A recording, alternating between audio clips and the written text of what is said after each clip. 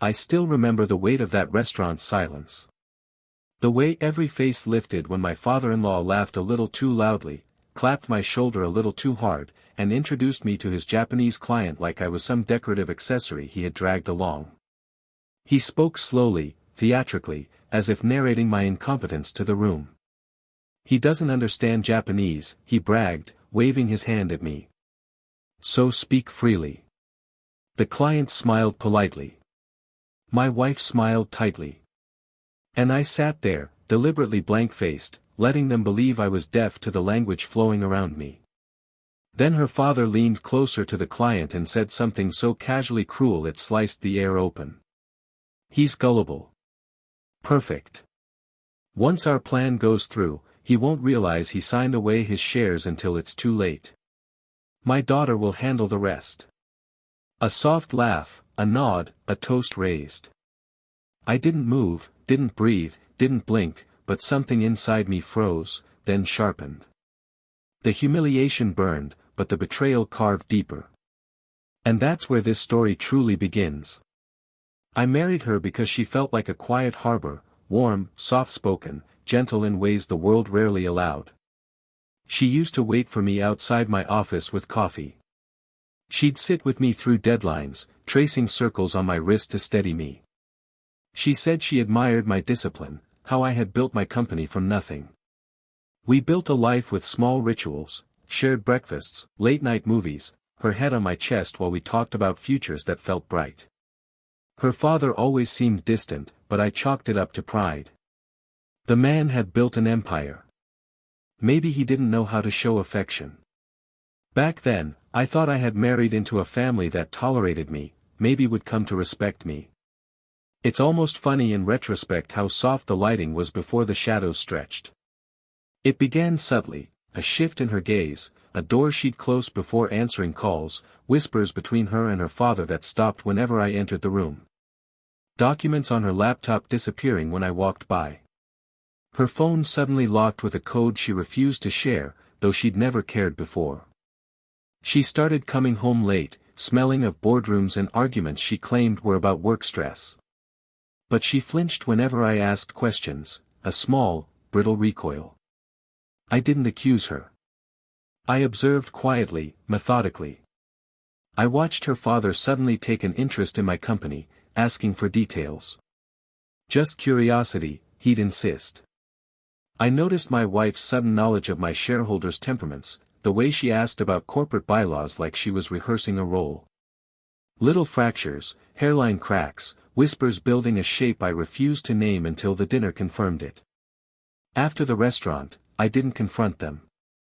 I went silent, an internal hush so complete it terrified me. That night, while she showered, her phone lit up on the dresser. A message preview from her father: "Remember, make him sign it before the merger. Don't hesitate. He trusts you. Use that." My chest clenched, not with heartbreak, but with a cold, ringing clarity. Another message followed: "He'll lose everything. We'll absorb the company. Then you file for divorce. Clean exit." I stood there as steam drifted from the bathroom door. My hands didn't shake. My breath didn't stutter. Inside me, something old and disciplined woke up, something forged in the years I spent clawing my way out of poverty.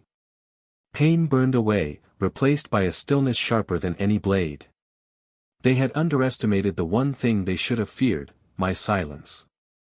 Revenge isn't rage, it's architecture. Over the next 2 months, I built mine brick by brick. She thought I was distracted, wounded, unaware. But I was resetting passwords, renegotiating silent partnerships, reassigning voting rights, moving assets into trusts she couldn't touch. I hired forensic accountants under NDAs tighter than steel. I gathered records of her father's illegal transfers, his unreported income, the shell companies he used for tax evasion. I discreetly contacted their Japanese client. Turns out he despised my father-in-law's arrogance. A single meeting in fluent Japanese flipped him to my side. While my wife tried to study me, practiced a softness she no longer possessed, I secured evidence of her involvement in the planned corporate theft. Every smile I gave her was a mirror, reflecting exactly what she wanted to see. Every gesture was bait.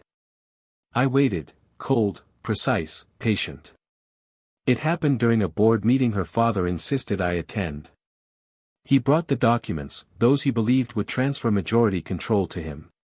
My wife sat beside him, wearing a rehearsed blend of concern and affection. He slid the papers to me. "Just a formality," he said. I looked at my wife. She smiled softly, like she pitied me. Then I pushed the folder back. "You should read the revised version," I said calmly. Confusion flickered. He opened it. Inside were the documents I had prepared, papers initiating a government investigation into his financial crimes, complete with evidence, timestamps, and recorded messages, including the ones he sent to my wife. Her blood drained from her face. I spoke in fluent, crisp Japanese to the client across the table. "Thank you for your cooperation." Gasps. Silence. Her father's jaw fell open, disbelief warping into panic.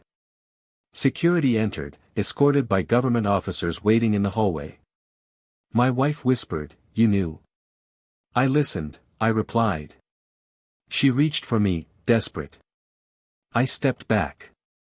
Everything they built on deception collapsed around them, a silent, surgical implosion. And I walked out without looking back. The divorce was swift. She left the courtroom trembling. Her father faced charges that would stain his legacy forever. I reclaimed my company, my peace, my name. Some nights I sit on the balcony with the same brand of Japanese whiskey they once mocked me for ordering. I pour a single glass, not to remember them, but to honor the moment I stopped being their prey. I take one slow sip, look at the city below, and allow myself a thin, quiet smile. Betrayal taught me one truth: silence is not weakness. It's the perfect weapon.